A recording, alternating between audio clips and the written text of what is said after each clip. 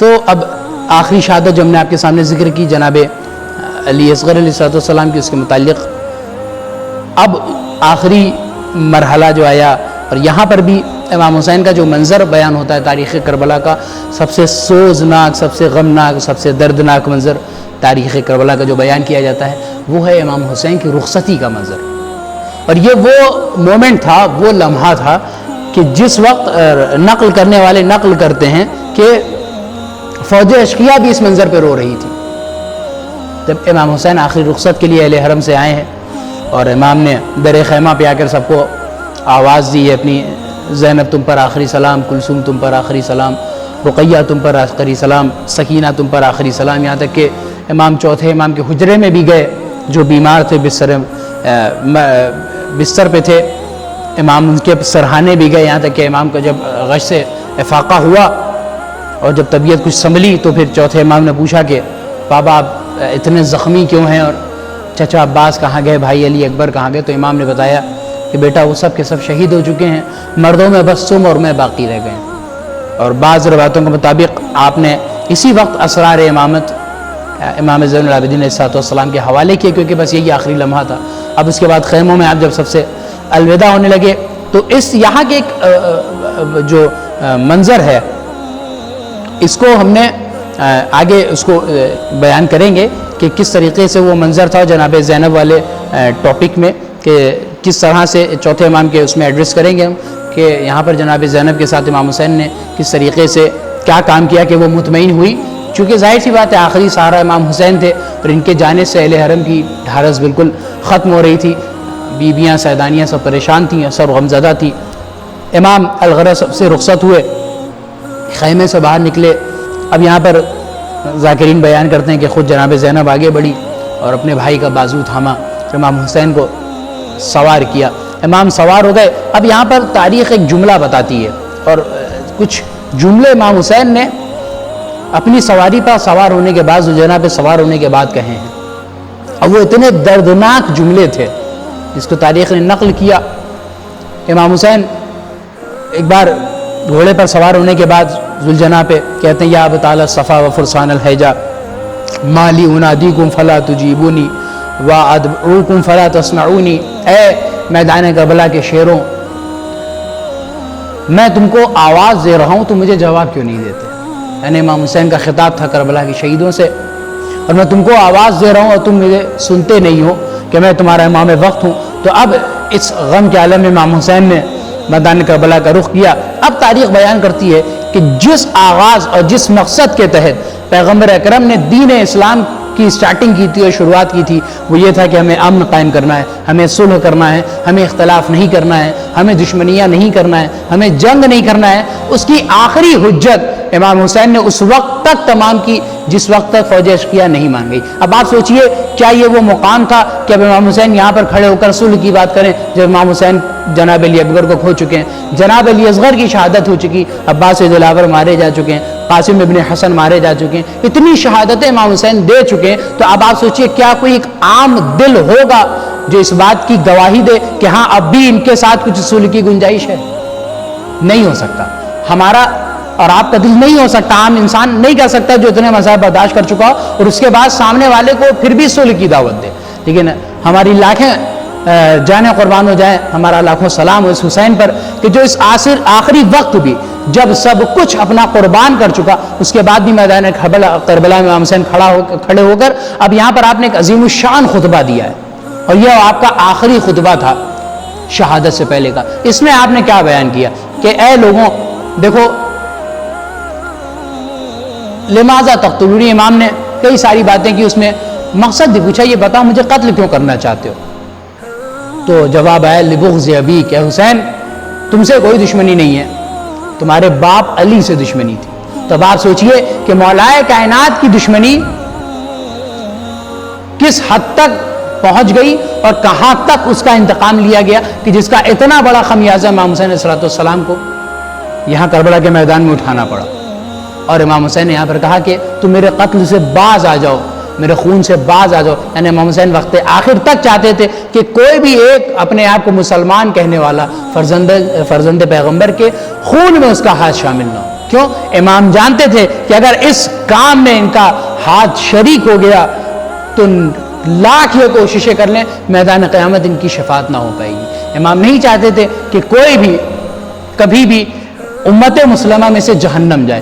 یہ واقعاً درد ہوتا ہے ایک امام کا، ایک خلیفہ کا، ایک حقیقی خلیفہ کا، ایک جانشین پیغمبر کا، کہ اسے امت کا درد ہوتا ہے کہ ایک آدمی بھی گمراہ نہ ہونے پائے۔ اس کی کوشش امام حسین نے وقت آخر تک کی، لیکن جب لوگ نہیں مانے، اب یہاں پر تاریخ بیان کرتی ہے کہ امام حسین نے اب ذوالفقار کو نیام سے کھینچا اور وہ جنگ کی ہے کہ لوگوں کو بدر و احد کا معرکہ یاد آ گیا، علی کی شجاعتیں یاد آنے لگی، اور وہ تلوار امام حسین نے کربلا کے میدان میں چلائی ہے کہ کبھی میمنہ صاف ہوتا ہے، کبھی میسرہ صاف ہوتا ہے، کبھی قلب لشکر پر حملہ کرتے ہیں، کبھی آگے آتے ہیں تو کبھی فرات کی طرف جاتے ہیں، ہر طرف سے امام حسین سب پر حملہ کر رہے ہیں اور فوجوں سے الحفیظ علماء کی صدا آ رہی ہے۔ لوگ دہائیاں دے رہے ہیں امام حسین کو، اے حسین تمہیں ان کا واسطہ، اے حسین تمہیں ان کا واسطہ۔ امام حسین تلوار پہ تلوار چلاتے جا رہے ہیں۔ پھر تاریخ بیان کرتی ہے ایک دفعہ جب لوگوں نے اچانک سے امام حسین کو چاروں طرف سے گھیر لیا، پھر امام حسین نے جو تلوار چلائی ہے پھر اپنے اطراف سے سب کو ہٹایا اور فوجوں کو دور تک لے جا کر بھگا دیا۔ اور اسی دوران امام حسین نے ایک دفعہ آواز دی، اے کربلا کے سپاہیوں، اے میرے شیروں، اے شہدائے کربلا۔ امام نے خطاب کیا کہ میں جانتا ہوں کہ تم شہید ہو چکے ہو، لیکن اب اٹھو، اس حسین کی مدد کرو، دیکھو کہ میرے اوپر کتنے زخم لگ چکے ہیں۔ یہ وہ منظر تھا کہ اب ظاہر سی بات ہے کہ ہزاروں کا مجمع ہے، ہزاروں کا لشکر ہے، اور ہر طرح سے جب تیروں اور تلواروں کی بارش ہوگی تو اس ایک جسم پہ ٹارگٹ کیا جائے گا تو اس جسم پر کتنے زخم ہوں گے۔ میں نے بیان کیا تھا کربلا کے میدان امام حسین کے جسم اطہر پر کتنے زخم لگے تھے۔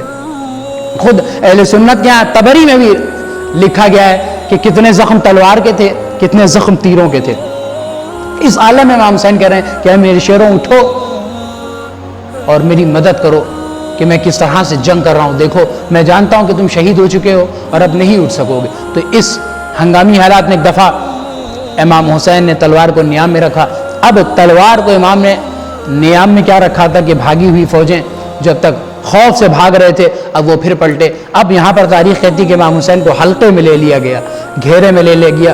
رسول اللہ کا نواسہ گھوڑے پر یکا و تنہا ہے، لوگ تلواریں مار رہے ہیں، دور سے تیر چلا رہے ہیں، کوئی نیزے چبھو رہا ہے۔ اب یہاں پر تاریخ بیان کرتی ہے، اور میں جو ایک منظر آپ کی خدمت میں عرض کروں کہ جتنے زخم شہدائے کربلا کو الگ الگ کیفیت سے لگے، جناب علی اکبر کی شہادت سینے پہ برچھی لگی، مولا عباس کے بازو قلم کیے گئے، آنکھ میں تیر لگا، جناب علی اصغر کے گلے حلقوں مبارک پر تیر لگا، جناب قاسم کے لاشوں کو ٹکڑے ٹکڑے کر دیا گیا، پامال کر دیا گیا۔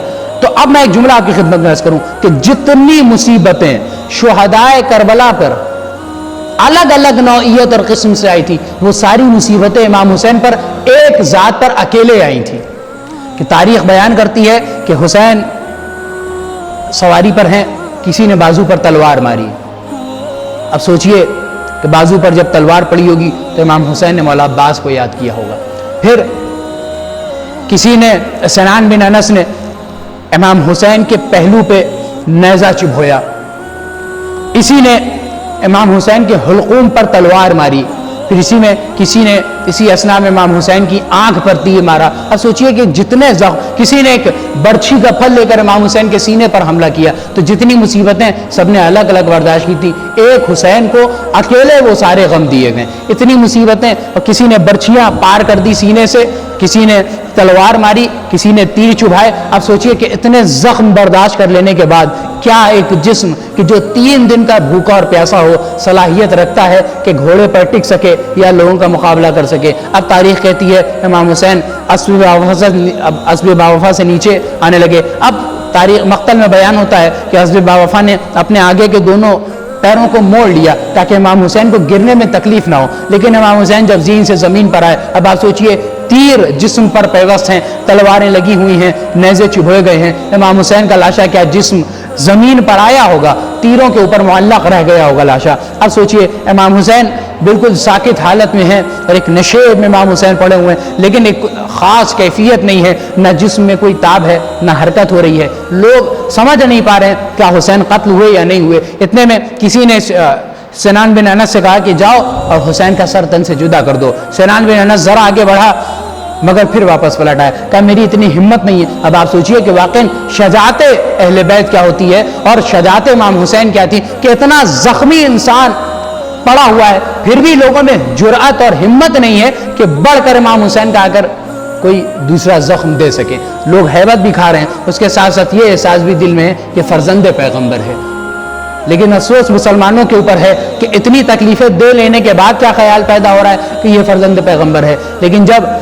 اندازہ نہ ہو سکا کہ حسین زندہ ہے یا نہیں تو اتنے میں شمر نے کہا کہ ایسا ہے کہ گھوڑوں کا رخ خیموں کی طرف کر دو اور چلو خیموں کو آگ لگا دی جائے۔ اتنے میں لوگوں نے دیکھا کہ جسم امام حسین تھر تھرایا اور امام حسین نے ایک دفعہ اپنے پوری جسم کی طاقت کو سمیٹ کر اپنی کوہنیوں میں سمیٹا اور کوہنیوں کے بل امام حسین اٹھے اور اس کے بعد رخ کیا خیمے کا اور کہا کہ دیکھو جب تک میں زندہ ہوں تمہاری جرأت نہیں ہے کہ تم خیموں کی طرف جا سکو۔ اب شمر بن ذی الجوشن آگے بڑھا اور اس نے وہ کام انجام دیا، وہ ستم کیا کہ تمام انبیاء کی روحیں تڑپ گئیں، تمام اولیاء کی ارواح کانپ گئی، ملائکہ میں گجب کوہرام ہوگا، عرش لرز رہا ہوگا، رسول اللہ کی کیا کیفیت ہوگی، مولا کائنات کیسے جناب زہرا کو سنبھالے ہوں گے، امام حسن کا کیا عالم ہوگا۔ یہ سارے افراد یہ منظر دیکھ رہے ہیں۔ اب آپ اندازہ لگائیں کہ یہ وہ جسم تھا کہ جو کبھی رسول اللہ کے کاندھوں پر سوار ہوا، یہ وہ جسم تھا کہ جو عالم سجدہ میں پیغمبر کے دوش پر سوار ہوا، تو اتنا پاک و پاکیزہ جسم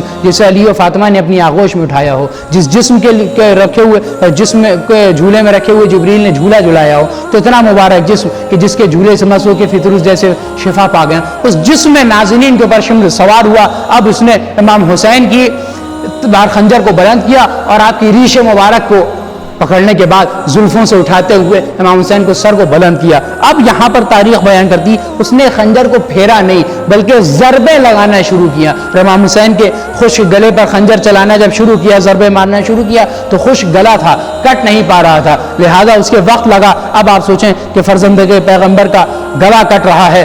اب عالم یہ تھا کہ فرات کا پانی نیزوں اچھل رہا ہے، زمین سے خون تازہ ابل رہا ہے، ایک سیاہ آندھیاں آئی ہوئی ہیں، ایک کوہرام مچا ہوا ہے، لوگ افراتفری ہے، دھول ہے، طوفان ہے، آندھی ہے، ایک عجب سما ہے جو دنیا میں جس موقع پر تھا۔ کئی روایتیں بیان ہوتی ہیں اور کئی طرح سے واقعات نقل ہوتے ہیں، جہاں پر تھا اس نے محسوس کیا کہ عصر عاشور کے وقت کچھ نہ کچھ ایسا حادثہ ہوا کہ جس کی وجہ سے اتنے بڑے حالات چینج ہوتے گئے۔ اب اس کے بعد جیسے ہی سر و تن میں جدائی ہوئی اور اس نے سر کو نیزے پر بلند کر دیا۔ اب امام حسین کا سر نیزے پر بلند کیا گیا۔ اب تاریخ بیان کرتی ہے کہ جب سے شہادت امام حسین ہوئی ہے تب سے لے کے 40 روز تک خون کی بارش ہوئی ہے آسمان سے۔ میں نے بیان کیا تھا کہ جب چوتھے امام کے حوالے سے باتیں بیان ہوتی ہیں اور کوفے کے منظر کو جو آگے بیان کیا جائے گا سفر امام حسین میں، اس میں یہ ساری باتیں آئیں گی کہ تاریخ کہتی کہ جو بھی کپڑا پھیلایا جاتا تھا زیر آسمان سکھانے کے لیے اس پر خون کے دھبے ملتے تھے، جس پتھر کو اٹھایا جاتا تھا اس کے نیچے سے خون تازہ ابل پڑتا تھا۔ تو یہ زمین و آسمان امام حسین کے غم میں روئے ہیں۔ اور صرف اتنا ہی نہیں کیا، اب عمر سعد نے کیا کہا، میں نے کیا کہا تھا، جناب قاسم کے لاشے کو ٹکڑے ٹکڑے کر دیا گیا، وہ ساری مصیبتیں امام حسین نے برداشت کی۔ اب ایک دستہ تیار کیا گیا جو تقریباً 7 یا 8 افراد کا، تاریخ نے ان کے نام بھی نقل کیے، یہاں تک کہ کس قسم کے گھوڑے ان لوگوں نے استعمال کیے تھے ان گھوڑوں کا بھی نام تاریخ میں ہے۔ اب عمر سعد نے ایک دستہ تیار کروایا اور اس کے بعد کہا کہ امام حسین کے لاشے کو پامال کرنا ہے۔ اب سوچئے کہ اس سے پہلے یہ عالم تھا کہ لوگ دوڑ پڑے مال غنیمت کے طور پر، کسی نے امام حسین کا امامہ کھینچ لیا، کسی نے لباس اتار لیا۔ اب سمجھ میں آیا کہ امام حسین نے کیوں لباس کہنا اپنی بہن زینب سے مانگ کر پہنا تھا، تاکہ لوگ اسے لوٹ نہ لیں۔ اب امام حسین کا لباس اتار لیا گیا۔ ایک شخص آگے بڑھا، اس کو کچھ نہ ملا تو اس نے دیکھا کہ آپ کی انگشتری آپ کی انگلی میں ہے، تو اس نے انگوٹھی اتارنا چاہیے مگر وہ اتر نہ پائی، تو اس نے ظلم کیا کہ خنجر اٹھایا اور اسے لے کر امام حسین کی انگلی پر مارنا چاہا تاکہ امام کی انگلی قطع ہو جائے اور وہ اس کے بعد انگشتری نکال سکے۔ تو مصائب کی انتہا ہو گئی۔ اس کے بعد گھوڑے دوڑا دیے گئے تاکہ امام حسین کا لاشا پامال کر دیا جائے۔ اب عصر عاشور کا وقت ڈھلتے ڈھلتے وہ نوعیت آئی، اہل حرم سمجھ گئے کہ کوہرام آ چکا ہے، چوتھے امام سمجھ گئے کہ بابا کا سر تن سے جدا ہو چکا ہے۔ اب فوج اشقیہ پلٹی اور آ کر خیموں کو لوٹنا شروع کر دیا۔ انہوں نے خیموں میں آگ لگا دی، خیموں میں آگ لگائی. اب اس کے بعد کا منظر یہ ہے کہ بیویاں ایک خیمے سے دوسرے خیمے میں, دوسرے خیمے سے تیسرے خیمے میں, خیموں پہ خیمے جلتے جا رہے ہیں, ردائیں لوٹی جا رہی ہیں, زیورات مال و اسباب لوٹے جا رہے ہیں. اب اتنے میں بکر بن وائل قبیلے کی ایک عورت تھی کہ جس نے ایک ٹوٹی ہوئی تلوار اٹھائی اور ظالموں پر حملہ کرنا بھی شروع کر دیا. اس کے علاوہ جب یہ خیمے جل رہے تھے اسی اثنا میں تاریخ کہتی ہے اور کتاب توضیح میں بیان کیا گیا ہے کہ ایک بچی تھی کہ جو ایک خیمے سے نکلی جس کے دامن میں آگ لگی ہوئی تھی, اور جب وہ دوڑ رہی تھی تو ہوا کے جھونکوں سے اس کے دامن کی آگ اور بڑھنے لگی. تو اس میں سے ایک شقی بیان کرتا ہے, میں آگے بڑھا, مجھے ترس آیا, میں نے دامن سے آگ بجھا دی. اب اس کے بعد وہ بچی کہتی کہ اے شیخ یہ بتا تجھے نجف کا راستہ پتہ ہے؟ تو اس نے کہا ہاں مجھے نجف کا راستہ پتہ ہے. کہا کیا کرنا ہے؟ کہا مجھے اپنے دادا کے پاس جانا ہے اور میں جا کر ان سے شکایت کروں گی کہ کس طرح سے ظالموں نے آپ کے بیٹے کو قتل کر دیا, کس طرح سے ہمارے سروں کو چادریں لوٹ لی, ہمارے گوشوارے چھین لیے گئے, ہمارے زیورات لوٹ لیے گئے. اب اسی اثنا میں جناب زینب سلام اللہ علیہ نے ایک کام کیا کہ چوتھے امام کو ایک خیمے میں آگ لگی تھی, آپ گئیں اور کہا کہ بیٹا یہ بتاؤ کیا خیموں میں جل جائیں یا تمہاری جان بچاتے ہوئے خیموں سے باہر آ جائیں, ہمارے پاس رضا نہیں ہے. تو امام نے کہا کہ پھوپھی اماں جان کا بچانا واجب ہے. اب جناب زینب چوتھے امام کو کمبل میں لپیٹے ہوئے اس آگ سے لے کر باہر آئی. اب سوچئے کتنا بڑا کردار جناب زینب نے اس شام غریبہ میں ادا کیا, عصر عاشور ادا کیا کہ امام وقت کو, کہ اگر یہ نہ رہو تو زمین کا کیا ہوگا. امام وقت کی حفاظت جناب زینب کے ہاتھوں سے ہوئی ہے اور شولوں پر چلتے ہوئے آپ نے امام وقت کو بچایا ہے. اب اہل حرم کے لیے یہ رات بڑی قیامت کی رات تھی. سب کچھ لوٹ لیا گیا, مال و اسباب لوٹ لیے گئے, خاک کے اوپر, ریت کے اوپر اہل حرم نے رات بھر گزارا کیا. اب تاریخ کہتی ہے کہ اتنے سارے مسائل کے باوجود خود چوتھے امام کا جملہ ہے کہ اس عصر شام غریبہ کی رات تھی, مصیبت کی رات تھی, لیکن اس شب بھی تاریخ نے بیان کیا کہ جناب زینب نے نماز شب کو ترک نہیں کیا. یہ ہے مقصد امام حسین. یہ جناب زینب نے شام غریبہ کی رات میں بھی اس مقصد کو واضح کر دیا. کیوں؟ امام نے کیا کہا تھا کہ اے بہن مجھے صلاۃ اللیل میں, نماز تہجد کی عبادتوں میں یاد رکھنا. تو اس امام حسین کے مقصد کو جناب زینب نے کس طریقے سے ادا کیا, ہمیں اس پہ فوکس کرنے کی ضرورت ہے. تو یہ شہادت امام حسین مقصد لیے ہوئے ہے اپنے اندر. اگر وہ مقصد آپ چھوڑ دیں گی تو جس مقصد کو جناب زینب اور چوتھے امام نے, اہل حرم نے پورے سفر میں, اب یہاں پر رات بھر ایسے گزاری گئی, صبح کا وقت آیا اور شمر بن ذی الجوشن آگے بڑھا اور اس نے کہا کہ اے سید سجاد, اب تمہیں ایسے ہی رسم بستہ اور تمہاری ماں بہنوں کو ایسے ہی بے کجاوا اونٹوں پر بٹھایا جائے گا اور تمہیں کوفے ابن زیاد کے دربار میں جانا ہوگا.